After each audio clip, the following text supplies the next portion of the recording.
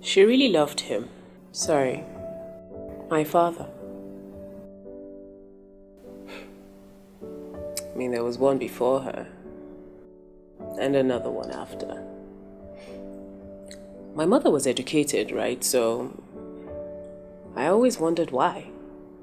Why she would choose to be someone's second wife. She used to tell me, us, my sister and I, how she was the one that he really loved. But then he made some woman pregnant and he was made to marry her. I mean, even I don't understand exactly how you were made to marry someone. But then he came back for her, said he couldn't live without her. And she agreed. She became his second wife. But then when I asked her why he chose a third,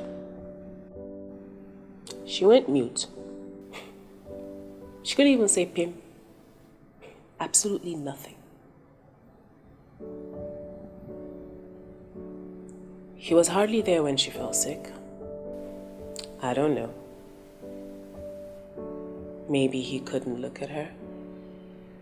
He couldn't touch her. The sickness had eaten her up so much that she wasn't the woman that he fell for. You know that's meant for you, right? When shit hits the fan, boom. They bail. Do you know what that kind of sickness does to you? It eats up your soul even before you're dead. She must have been exhausted.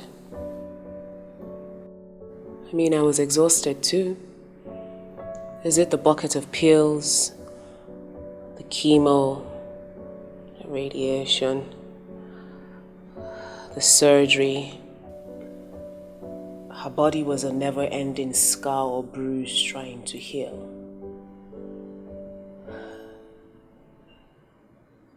Oh, and prayers and the vigils. Big, don't even let me start on that. One time, her veins collapsed. That's to show you how much needles had gone through her. It's amazing what's supposed to heal you can actually make you worse. I mean, there was a day I was away for a meeting or something, and we Skyped like we usually did. And I noticed she was slouched to the side. It looked weird. And then it occurred to me, oh, she didn't have a prosthetic breast on.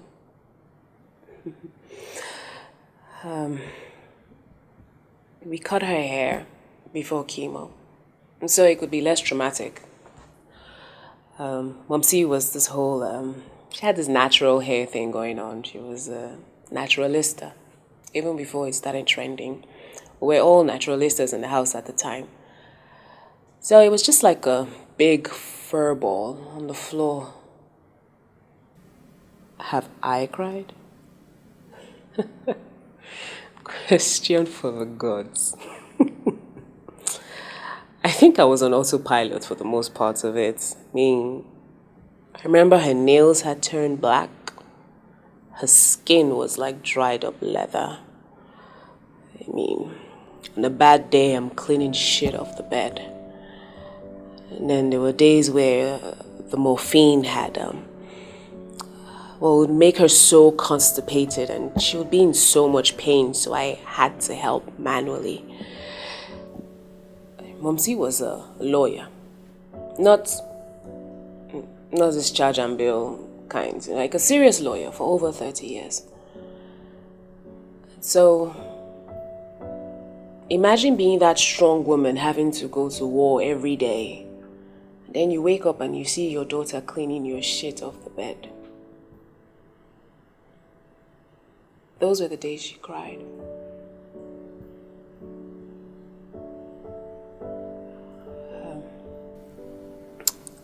By the second relapse, it was everywhere. Right breast, lungs, spine, everywhere. The doctors counted 7 tumors on her spine. She was infested with the thing. I really don't know how you expect me to answer that question, though. I mean, what does crying matter? I mean, is it going to solve anything? Is it going to fix anything? I mean, all you guys and your motivational quotes and mumbo jumbo is just a whole lot of bullshit, if you ask me. The woman was a ghost in front of me. I mean, so maybe I don't know if I'm grieving, if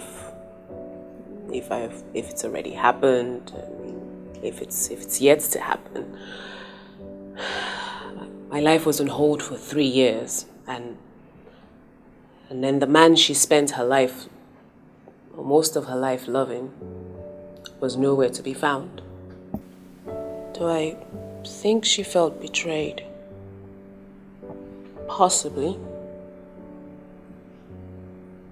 My sister and I have this theory of, because it started on her left breast, she must have died of a broken heart.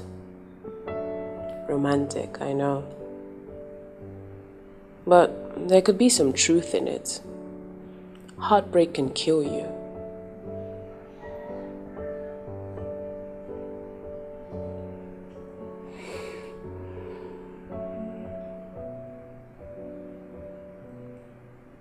You know, that morning,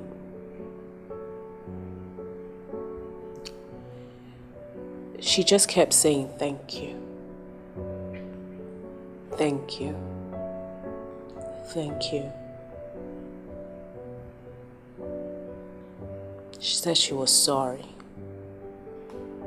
I mean, for everything she had put me through.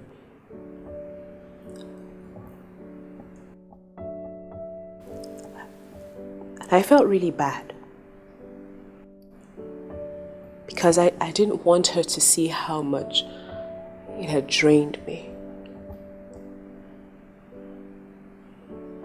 She just kept saying thank you.